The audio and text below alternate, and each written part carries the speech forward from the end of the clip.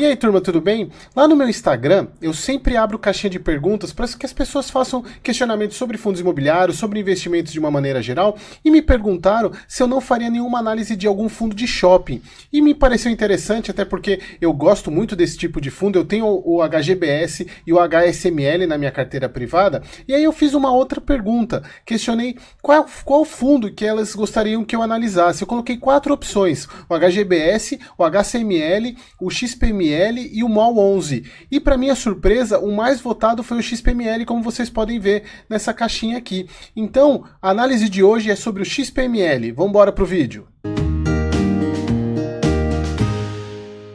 Então vamos para a análise no Mundo FI, mas antes de começar a análise eu queria falar que o XPML está na 8ª emissão, inclusive eu vou falar sobre a emissão mais para o final do vídeo. E se vocês não sabem o que é emissão ainda, para que serve uma subscrição, assistam essa playlist aqui, inclusive nesses vídeos eu falo que os fundos iam voltar a fazer emissões. E é o que está acontecendo, já veio a LZR, o HGLG, agora o XPML, se eu não me engano, o MXRF também vai fazer emissão, então os fundos estão voltando, pessoal, então vocês precisam entender como é que funciona uma emissão. Bora lá para o Mundo FI. Eu nunca tinha feito uma análise tão detalhada no XPML quanto eu fiz para esse vídeo, até por isso que eu não investia nele, até eu estou considerando investir. E aí, a surpresa que eu tive com o resultado da enquete, ela caiu por terra quando eu fui fazer uma análise no superfiltro aqui do Mundo FI, e se a gente avaliar, o XPML é o que tem o maior número de cotistas em fundos de shopping. Se a gente pegar aqui, ele tem 312 mil, comparado, por exemplo, com o VISC, que tem 242, o HGBS, que nem 100 mil tem, o HCML, que tem, HSML, né, que tem 152 mil, o MOL 11, 112 mil, que foi os que eu comparei lá tirando o VISC, né. Então, ele é um fundo, até por patrimônio também, ele é muito grande, ele perde só para o HGBS e para o VISC, ele é o terceiro em patrimônio líquido. Então é um fundo muito grande, com muitos cotistas, então provavelmente foi por isso que a enquete minha lá ganhou. Mas então, como vocês podem ver aqui, ele é um fundo que ele está com um pequeno ágio, mas como a gente já sabe, para fundo de shopping, fundo de tijolo, esse P sobre VP não muda nada, não serve para nada. O último rendimento dele foi 81 centavos, ele tem um dividendo médio de 54 centavos nos últimos 12 meses, 9,83 de rentabilidade acumulada, que é bem interessante. 8.500 negócios por dia, ele tem uma liquidez muito boa, até pela quantidade do número de cotistas. Ele tem taxa de administração, que é uma taxa baixa, mas ele cobra a taxa de performance. Então, isso é um ponto que eu não gosto em fundo de imobiliário, cobra a taxa de performance. Ele tem que entregar muito resultado para valer a pena para mim, para eu poder investir. Mas então, vamos lá para os dividendos nessa parte aqui, que é nos proventos, que é o que eu gosto mais de olhar aqui no Mundo FI antes de ir para o relatório gerencial. Bom, se a gente pegar desde o início, ele tem uma média de pagamento de 0,53 centavos e o dividend yield dele de 0,51%. É um dividend yield baixo, né, se a gente for comparar com os outros fundos, mas é um dividend yield que está na média para esse tipo de fundo, principalmente porque shopping oscila demais. Olha só aqui no período da pandemia, que como sofreu, né, que eles ficou alguns meses sem pagar proventos, e isso joga a média lá para baixo. Mas agora vamos para o relatório gerencial. Então, pessoal, aqui é o último relatório, que é o de abril, né, que é referente aos dados de março.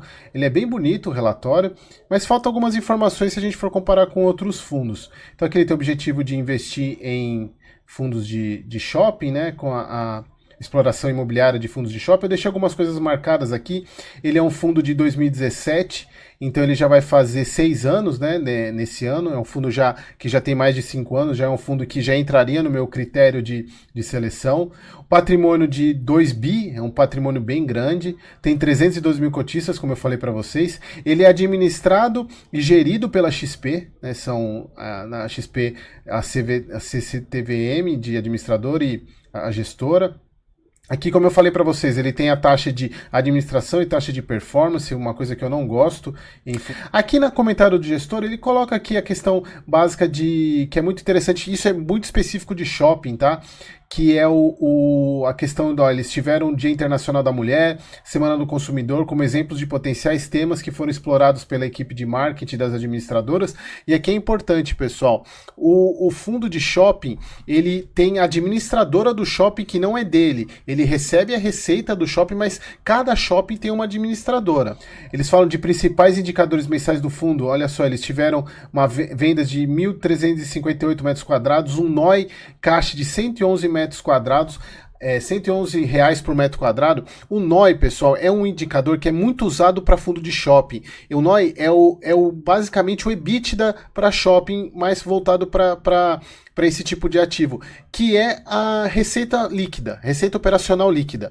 Então, ela leva em conta, principalmente para shopping e para ativos de renda, toda a geração de todos os meios de geração de renda. Por exemplo, estacionamento, as praças, aqueles totens que tem no meio das praças, a máquina, sabe aquelas maquininhas de caça-urso, de entretenimento, isso tudo que gera receita para o fundo entra no NOI. Então o NOI ele é um indicador muito utilizado para shopping.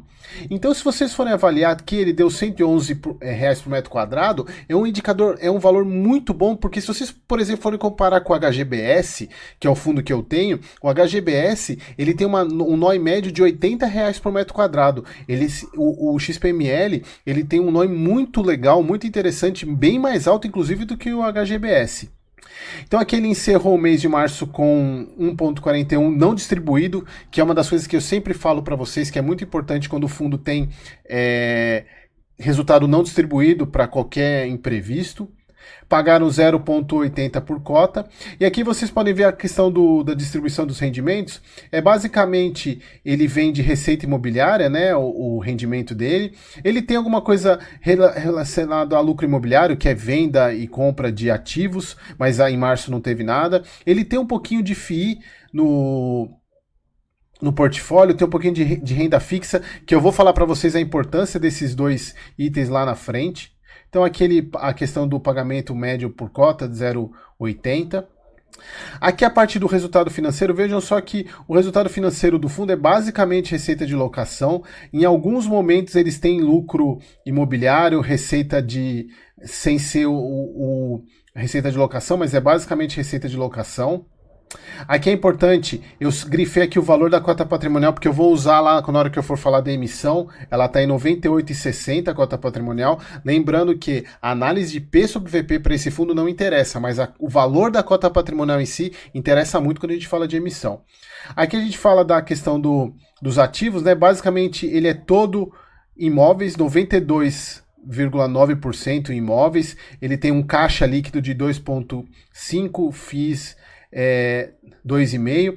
Aqui que é o ponto interessante desse fundo, que eu acho que é um dos fatores que mais me agradou nessa análise. Ele tem, se a gente pegar aqui em CRI conversível, fundo imobiliário e caixa, basicamente 196 milhões, ou seja, ele tem um valor de disponibilidades de 196 milhões. E se a gente pegar aqui a amortização da dívida do fundo, da alavancagem, ele tem somado esse caixa para pagamento até 2028, ou seja, ele está muito tranquilo em relação à caixa. E aí a gente volta a falar sobre a questão que eu falei lá, foi no HLZR ou no vídeo do HLZR ou do HGLG, se eu não me lembro. Por que fundo, mesmo tendo caixa, ele faz emissão? Porque o caixa não é para comprar imóvel, para fazer novas aquisições. O caixa é para gerir o fundo. Então, por isso que o fundo de tijolo ele faz emissão mesmo tendo caixa, diferente de fundo de papel, como eu falei para vocês num desses dois vídeos, agora eu não tenho certeza. O fundo de papel ele faz emissão na hora que ele zera o caixa, aí ele faz uma emissão, compra novos CRIs, zera o caixa e faz nova emissão. No caso de fundo de tijolo não, ele precisa de caixa para poder fazer a movimentação do fundo, tá bom? Aqui, como eu falei para vocês, o NOI médio deles é muito alto comparado com outros fundos. Gostei bastante dessa análise do XPML. Aqui uma parte muito interessante, que é a parte de inadimplência, vacância e inadimplência do fundo. Se vocês observarem, ele tem uma vacância muito tranquila, 4,8. A inadimplência de janeiro, que é referente a dezembro, foi 11,9, mas se vocês observarem, todo fundo de shopping é assim. Isso é normal, ter uma inadimplência no final do ano, mas tanto é que ela volta depois. O problema seria se ela continuasse, mas ela voltou para negativo em março, então sem problema nenhum. Aqui a questão do NOI em relação a cada shopping. Vocês vejam que o Catarina é o que mais representa, tem 14% do NOI é do Catarina, depois esse Internacional Shopping, Shopping Cidade Jardim, que é lá em São Paulo, 12%. Que a diversificação dos ativos é basicamente Sudeste, 68% no Sudeste. Aqui a diversificação de administradores, que foi que eu falei lá no começo para vocês. Cada shopping tem uma administradora diferente. Vocês vejam que 32% é o JHSF Malls, a Allianz é 37%. Então não é muito concentrado em apenas um administrador, o que é bom também. Embora algumas pessoas falam que quanto mais concentrado o administrador é melhor porque é mais fácil de negociar. Mas pode ser visto por um outro lado também, que é mais diversificado. Bom, aqui é só a questão de histórico de... Aqui os shoppings, né, do portfólio. Ele tem Shopping Cidade Jardim, Plaza Sul, conheço esses shoppings aqui. O Cidade Jardim, esse aqui, o Cidade Jardim, é um shopping muito legal lá em São Paulo. Campinas Shopping. Aqui no Rio de Janeiro, que eu sou no Rio de Janeiro, o Downtown é deles. O Via Parque também, são shoppings que eu frequento bastante, são shoppings... até um dos motivos que me fizeram até pensar em cogitar ser acionista, ser cotista desse fundo, até para a carteira do canal. Bom, e aqui só a questão do portfólio do shopping. Vamos agora para a emissão. Então, como eu falei para vocês, o XPML ele vai fazer a 8ª emissão. Então eu peguei aqui o prospecto para a gente analisar junto. Vai fazer uma captação, a ideia é captar, vocês vejam aqui, é a 8ª emissão. Fazer uma captação de 200 milhões, vão emitir 2 milhões de cotas. Então, olha só, a oferta é destinada exclusivamente a investidores profissionais, ou seja, é uma oferta restrita, como quem assistiu lá as aulas de emissão vai entender o que significa isso. Então, voltando aqui, são 200 milhões de reais, o montante inicial, 2 milhões e 28 mil cotas. Aqui é importante, olha só, o preço da emissão das cotas. Aqui é o ponto mais importante da avaliação, R$ 98,60. Por que eu gravei aqui? Lembra que eu mostrei lá no relatório gerencial? O preço do valor patrimonial da cota está o R$ 98,60. Então, eles fizeram a emissão no valor patrimonial, o que é bom. Tá? O que não seria bom seria se o preço da emissão da cota fosse menor do que o preço do valor patrimonial. Isso daí seria uma perda de valor para o cotista, mas no valor patrimonial e acima é o que interessa. E também tem que ser menor do que o valor de mercado. Se a gente for avaliar o valor de mercado, está em 195, ou seja, está abaixo do valor de mercado. Então, essas são as duas condições fundamentais para o preço da cota na subscrição. Ela tem que ser maior do que o valor patrimonial e menor do que o valor de mercado. Vamos voltar lá para a análise. Então aqui a questão do custo, né? Ela será paga pelos investidores. Ainda os fundos não começaram a fazer essa questão de pagamento, eles pagarem. O custo vai ser de R$ 1,05. Então o valor da cota vai ser de R$ 99,65. Então ela ainda está abaixo do valor de mercado. Aqui a destinação dos recursos. Isso daqui é um ponto que me deixou um pouco cabreiro. Não pelo fato, assim, é interessante porque eles estão querendo aumentar o patrimônio para gerar mais renda. Tanto que o primeiro item é o aumento de participação indireta em shopping do portfólio do fundo localizado na cidade de São Paulo, estado de São Paulo. 2. Aquisição de 6% de participação indireta do Shopping Bahia. E a 3 é a otimização de estrutura de capital do fundo. Os dois primeiros itens, eles são diretamente relacionados à renda, mas a questão toda é esse aumento de participação indireta de fundo no shopping localizado em São Paulo, porque sinceramente, eu não achei qual é o shopping.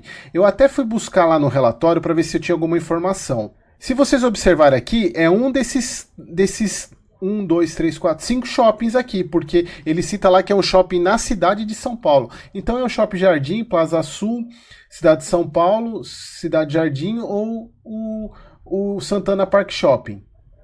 Aqui é outro ponto importante. O fator de proporção vai ser de 9%.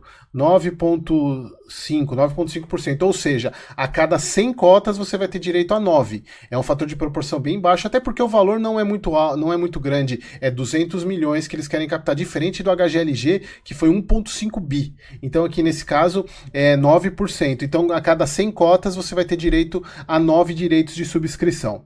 E aqui o calendário da emissão. Peguei aqui outro documento. Então, primeira coisa, vai poder participar quem tiver cota até dia 25/5, ou seja, até hoje. Hoje, eu tô gravando esse vídeo no dia 23, mas ele vai sair na quinta-feira, dia 25.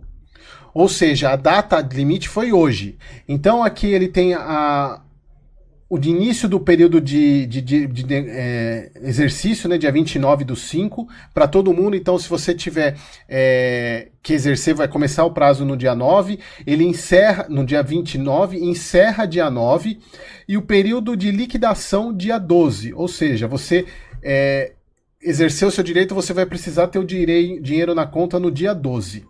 Então, pessoal, como eu falei para vocês, o XPML é um fundo bem interessante. Eu não tinha essa percepção antes, até fazer essa análise mais detalhada para gravar para vocês. Até estou considerando investir nele, inclusive até para a carteira do canal no próximo mês. Vamos dar uma olhada na questão de cota. Eu não fiz análise de risco para ele, para saber se o preço dele está interessante ou não. Vou fazer essa análise. Aí eu até posso gravar se eu investir nele na carteira do canal, investir e falar dos motivos que me fizeram a investir nele, inclusive se ele tem um preço de prêmio de risco interessante para mim, tá bom? Então, pessoal, espero que vocês tenham gostado e até o próximo vídeo. Não se esqueçam de se inscrever aqui no canal, por favor, pessoal. A gente já chegou a bater os 1000 inscritos, mas eu preciso também de horas assistidas. Então, eu preciso que, além de inscrição, que vocês assistam o vídeo inteiro, tá bom? Então, pessoal, aquele abraço e até o próximo vídeo.